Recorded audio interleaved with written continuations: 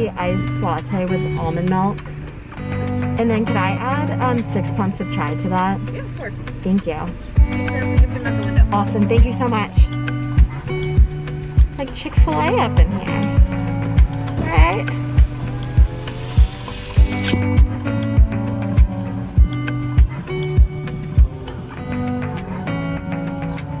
Okay, you guys are Thank you so much. Have a good one. You too. Hello everybody, long time no talk.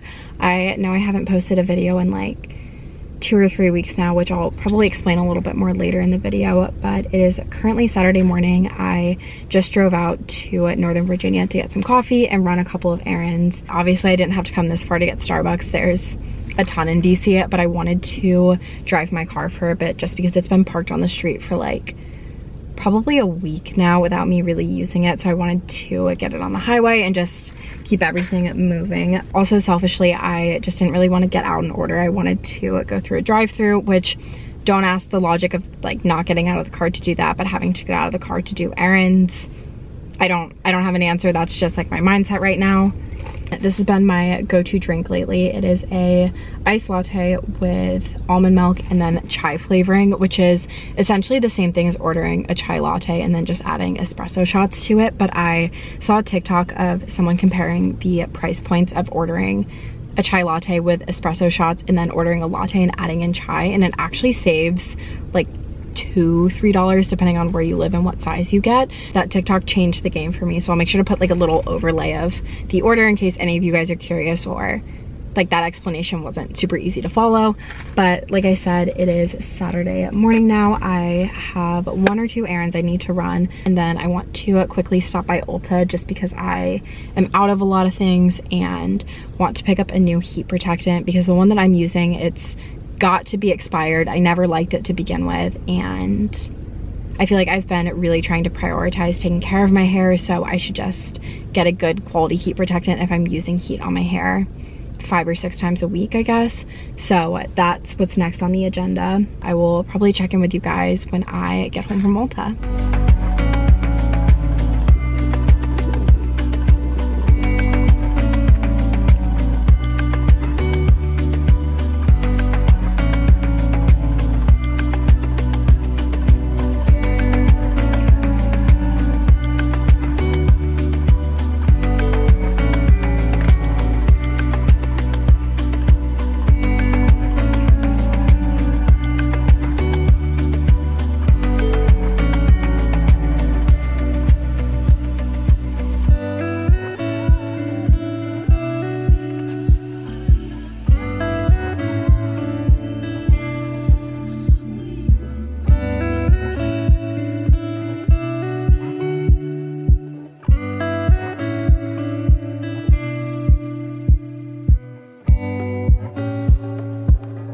I just got home from Ulta. I figured I'd show you guys a quick little haul of what I picked up. I know you saw the cart really quick, but figured I would quickly talk through everything.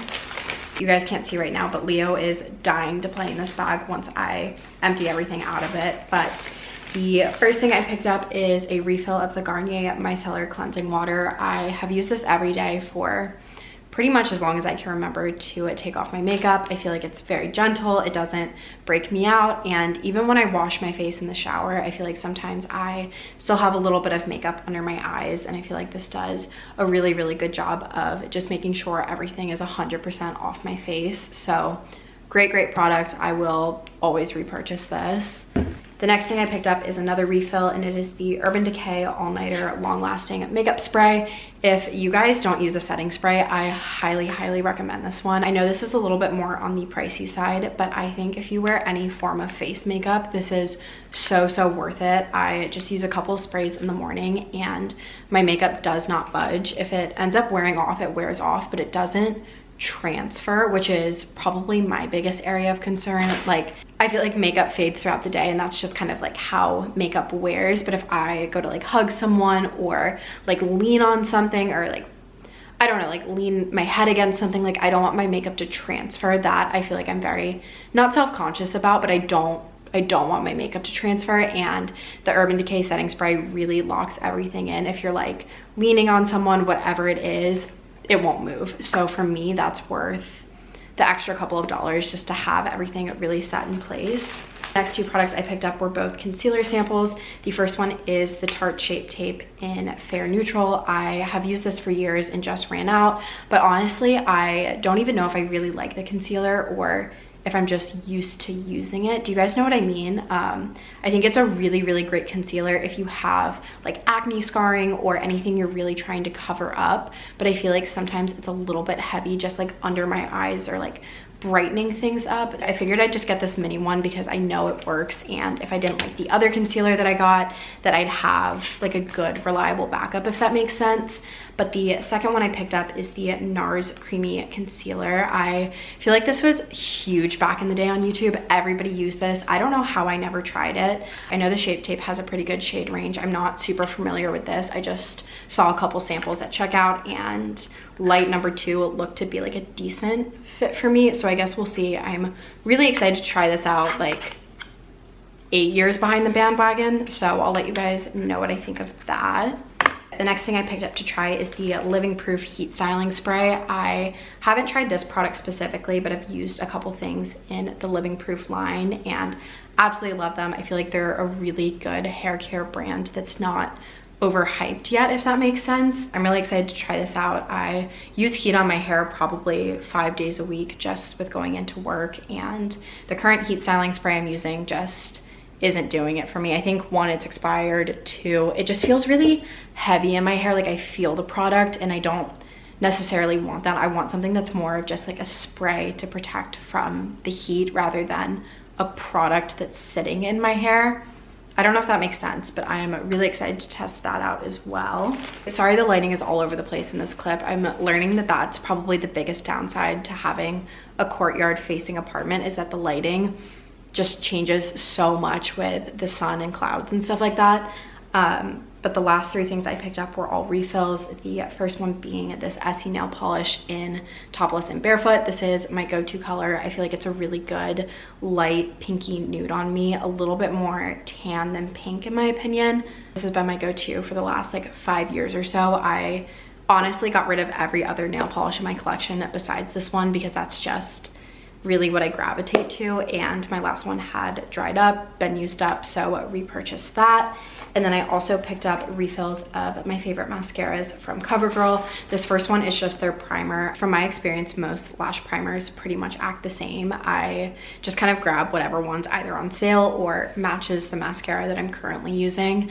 I don't think it makes a huge difference in terms of application, but I do see a difference when I take off my mascara at the end of the day. I feel like when I use primer, I lose a lot fewer of eyelashes when I'm like rubbing my makeup off.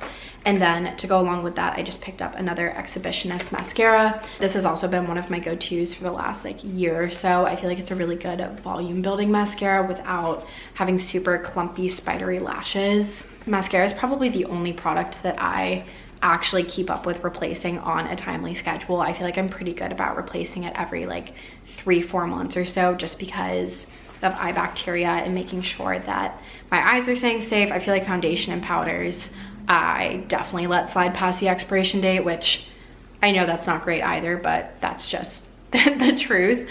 But I feel like if you're gonna replace anything regularly, mascara is a really, really great place to start. But yeah, that is the Not So Many Ulta haul. I'm so excited to test out the new products and just have refills of the stuff that I know that I love. So I'm gonna go ahead and put that stuff away. I want to clean up the apartment a little bit. It's not super messy, it's definitely been worse, but I feel like just throughout the week things get a little bit chaotic between like my 9 to 5 and social plans and stuff like that. So I want to take like 30 minutes to clean up, vacuum, dust, and do kind of the weekend deep cleaning. So I'm gonna go ahead and do that, and then I'll check in with you guys a little bit later.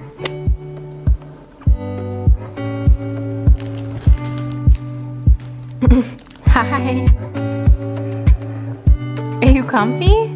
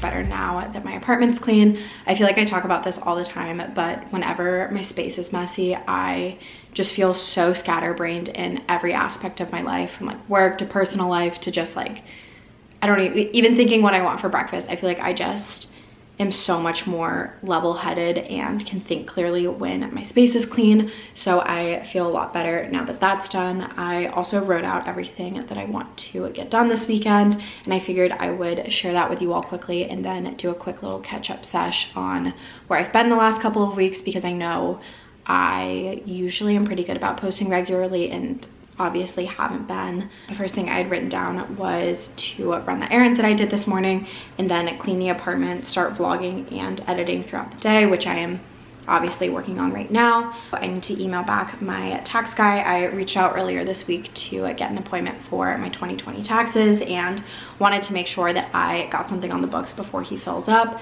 So I need to respond to him and kind of start gathering my documents. I think I have a decent amount of them together, but just like random brand deals are still coming in with the 1098, 1099. I don't know what they are. That's why I hire someone. I need to log my finances, and then I have a couple of work related emails I need to go through and just like think through some wording with those. And then the last thing I wrote down for today was to cook one of my HelloFresh meals. I got like a little bit behind just because I've had a really chaotic couple of weeks. So I ended up pausing this upcoming week's box. That way I could kind of catch up. So I have, I think, like 2.5 meals I still need to make. So definitely want to cook one of those today so that it doesn't go bad. Not sponsored. I would love to be. I need to reach out to their marketing department because I've been a genuine fan of HelloFresh for years and have had it probably the last like month and a bit. Honestly, my concept of time is so warped right now. It could be like, I've done it for at least a month, but I've been really enjoying it. So want to do that today as well. I know I've kind of touched on this a couple of times, but the last couple of weeks have been so chaotic for me just across the board in terms of like work and my personal life and everything under the sun. I feel like I just had a lot of really big decisions to make, and I finally feel like I'm in a place where those decisions are wrapping up. I'd say everything's at like 98% sure it's gonna happen the way I want it to. So I don't wanna speak on anything too much just in case things change, but I really just needed a couple of weeks to take time offline and process like all of these big decisions I was making and what I want for myself, what I want in like my personal life and my career, and like just everything I feel like was just coming down to this boiling point. I don't even know if that's the right analogy, but it felt like it, and it was really good for me just to have some time to kind of sort through the person that I am and the person I want to be and how I handle tough decisions, I guess. And I think the biggest takeaway that I've learned the last couple of weeks, not that anybody's asking, but I'm sharing anyway, is that you ultimately know at the end of the day what's right for you. And without being too specific, something that I've always taken pride in is my loyalty, you know, for better or for worse. But I think if you have a hard conversation that needs to be had, it's really important to me that I'm the one telling the person instead of them finding out from a third party or another person that's involved. And sometimes those conversations are really hard and scary to have, but that is something that I know is a core value of mine and something that I'm proud that I've done the last couple of weeks, is like always stayed true to that, I guess. I don't know. I think a lot of the time I'm really, really hard on myself, both personally and professionally, as far as like not liking the way I look or being self-conscious that my design isn't strong enough or I'm not a good enough teammate or friend, or, you know, whatever that is. I feel like I'm really, really harsh on myself. But I think I had a lot thrown at me the last couple of weeks, and I'm really proud of the way that I handled everything. I think everything went as smoothly as possible, and I did everything in the most respectful way that I could. And regardless of the outcome, like I at least have that inner peace of knowing that I did what I needed to do to feel okay about whatever situation I was in.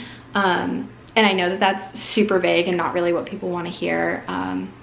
But I really do appreciate you guys letting me take a couple of weeks off just to focus on myself and everything going on in my life. I really appreciate every DM checking on me or tweet saying that you miss my videos, and I'm so excited to kind of hit the ground running once things are a little bit more solidified. I don't know if I'm going to be posting every Sunday for the next like month or so, but I definitely want to keep posting and creating content. I feel like it holds me accountable, it challenges me creatively, and lets me use a different side of my creativity than I do at work a lot of the time. So all of that was basically just to say thank you guys for supporting me, whether I'm posting content or not. I am so grateful for this community, and I'm really excited to keep filming and making content this year. I feel like that's a good enough quick rundown of where I've been. I think the next thing I want to knock out on my to-do list is just some computer work, emailing my tax guy, budgeting, stuff like that. I also want to look into some home decor. The walls in my apartment are so bare, the couch is bare. I just am ready to like have this place look a little bit more homey as far as like wall decor, art, pillows, throws, like whatever it needs. So I think I'm gonna make some mock-ups in Photoshop of potential ideas, and if any of them turn out well, I'll show you guys. But that is what I'm going to be working on for the next little bit.